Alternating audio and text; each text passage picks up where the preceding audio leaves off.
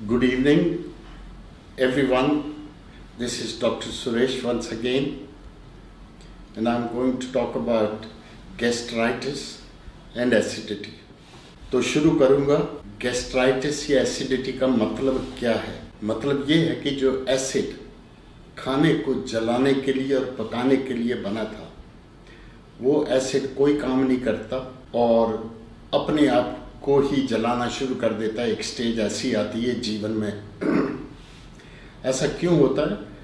जो मैंने आपको डायबिटीज़ में समझाया था, उसमें मैंने आपको बताया था कि शरीर का एक ही पर्पज़ है, खाने को जलाना या खाने को पकाना। और जब हम पका पकाया खाएंगे तो एसिड उसको पकाने के चक्कर में ही घुमाता रहता है, पतला तो कर देता है लेकिन उसको पका नहीं पाता। क्योंकि एसिड खाने को नहीं पका पाता तो एसिड का एसिड ही बना रहता है, और फिर ऊपर से मसाला मिर्ची सब कुछ हो तो और एसिड प्रोड्यूस होता है, लेकिन काम कुछ नहीं कर पाता। क्योंकि वो काम कुछ नहीं कर पाता तो एक दिन आता है वो दुखी हो जाता है। निकट्टू तो हमने कर ही दिया, पर वो दुखी हो जाता है। जब वो दुखी होता है तो फिर अपने आप को ही जलाना शुरू करता है। वो हाइपर एसिडिटी जब होती है तो खुद जलना शुरू हो जाता है, और एसिड जला नहीं पाता तो वो लगा रहता, बुड़बुड़ाता रहता है, तो गैस पैदा होती रहती है। गैस पैदा होती है तो डकार आता है, डकार आता है तो उसके साथ एसिड ऊपर को उछलता है। ऊपर को उछलता है तो यहाँ पे कलेजे में दर्द होनी शुरू हो जाती है, या छाती के सेंटर में निचले हिस्से में जाके जलन होनी शुरू हो जाती है, ये दर्द होनी शुरू हो जाती है। बुरी बात यह है कि ये जलन और दर्द बिल्कुल वैसी होती है जैसी हार्ट अटैक में होती है। मैं ये कह रहा था कि जब एसिड उछालता रहता है तो गैस बनती रहती है, गैस बनती है तो डकार आता है, डकार आता है, या डकार ना भी आए तो उछाल ऊपर को मारता है। जब ऊपर को उछाल मारता है तो एसिड ईसोफेगस यानी खाने की नाली को जलाता है। खाने की नाली को जलाता है तो वैसी दर्द या जलन होती है जैसी हार्ट अटैक में होती है। और हम सोचते रहते हैं कि ये तो जरा गैस की बीमारी है, तो ना तो हार्ट को देख पाते हैं और ना गैस की बीमारी को देख सकते हैं। और हम अक्लमंद हो चुके हैं, इसलिए हम क्या करते हैं, हम मतलब डॉक्टर लोग अक्लमंद हो चुके हैं।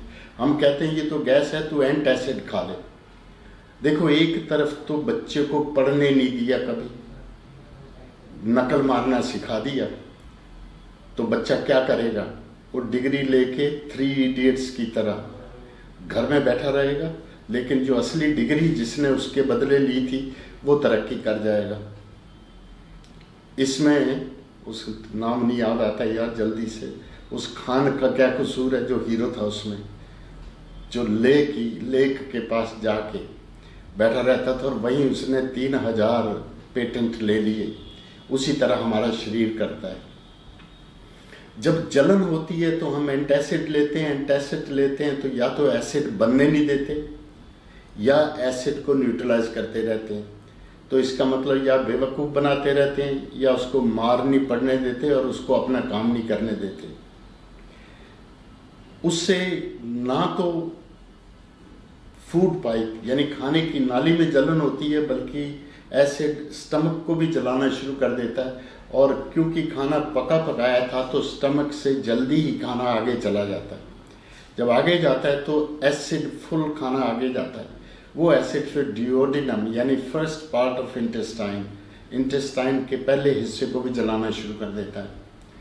उससे peptic ulcer, duodenal ulcer, gastric ulcer, oesophageal ulcers बनने शुरू हो जाते हैं। फिर एंडोस्कोपी कराते हैं। फिर जी डॉक्टर ने बोला एंडोस्कोपी में आपके जो छाले बन रहे हैं अंदर, इसलिए आप ये तो एंटासिड खाते रहो। एंटासिड खाते रहोगे तो एक दिन आता है स्टमक का भट्टा बैठ जाता है। उससे B12 की कमी तो होती है, लेकिन चीज़ें पचनी भी बंद हो जाती हैं या कम हो जाती हैं।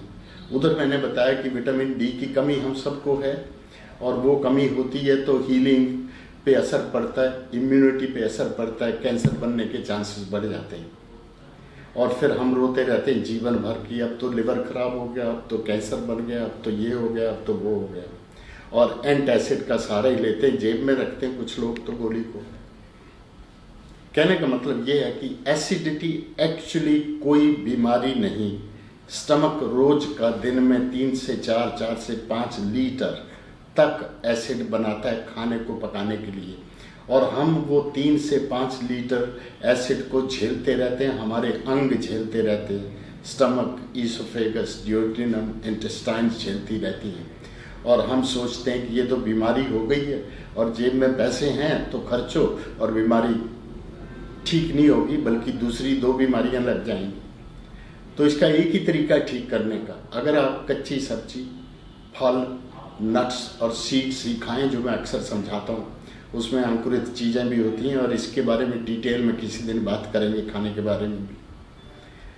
तो हम अगर वही खाते तो स्टमक का एसिड उसको पकाने में लगता और पका के न्यूट्रलाइज हो जाता, कम हो जाता, बहुत ही कम हो जाता और कहीं भी बुरा असर नहीं करता, और वो बुड़बुड़ाना भी बंद हो जाता, तो गैस भी बंद हो जाती, टट्टी तीसरे चौथे दिन साफ आती, उसके बाद साफ ही आती हमेशा, क्योंकि रफेज बहुत ज़्यादा जाता उसमें। पानी पीने की ज़रूरत नहीं पड़ती, पानी की कमी नहीं होती, क्योंकि खाने में, ऐसे खाने में, कच्चे खाने में 60% पानी होता है। तो कहने का मतलब ये है कि बीमारी की जड़ को अगर ठीक करना है, एसिडिटी और गैस की, तो कच्ची सब्जी, अंकुरित चीज़ें, फल, नट्स और सीड्स ही खाएं, और थोड़ा थोड़ा करके खाते ही रहें। मैं तो कहूँगा हर 1.5 घंटे बाद, अगर ना भी हो तो हर 2 घंटे बाद, 2 घंटे बाद खाएंगे तो दिन में 6 बार खाएंगे, 1.5 घंटे बाद खाएंगे तो 8 बार खाएंगे। 3 दिन के बाद आपको एसिडिटी, गैस, ये सारी की सारी प्रॉब्लम चली जाएगी। इन एडिशन बोनस में आपको ये मिलेगा कि लिवर साफ हो जाएगा, हार्ट साफ हो जाएगा, हार्ट की नसें साफ हो जाएंगी, ब्लड वेसल्स साफ हो जाएंगी, ब्रेन फिट हो जाएगा, चुस्त हो जाएगा, और आपका शरीर 72 घंटे उस खाने को पकाता ही रहेगा। तो 72 घंटे तो आपकी फैक्ट्री चलती रहेगी, तो आप चुस्त रहोगे। चुस्त रहोगे तो एनर्जी ज़्यादा इस्तेमाल होगी, चुस्त रहोगे तो अंदर से खुश रहोगे, ऑर्गन्स तो खुश हुए ही हुए, आप भी खुश हो जाओगे और फिट हो जाओगे। फिर आप किसी से भी बात करोगे तो उनको लगेगा तुम तो साधु होगे, महात्मा होगे, बहुत अच्छे आदमी होगे। इसलिए चमड़ी भी साफ हो जाएगी, दमड़ी भी साफ हो जाएगी। ये करोगे तो पैसे भी बचेंगे और नौकरानी को भांडे भी ज़्यादा नहीं मांजने पड़ेंगे। अगर आपको शौक है तो पड़ोसी के जाके मांज लो, खाना पकाना बंद कर दो। थैंक यू वेरी मच, धन्यवाद, फिर मिलेंगे।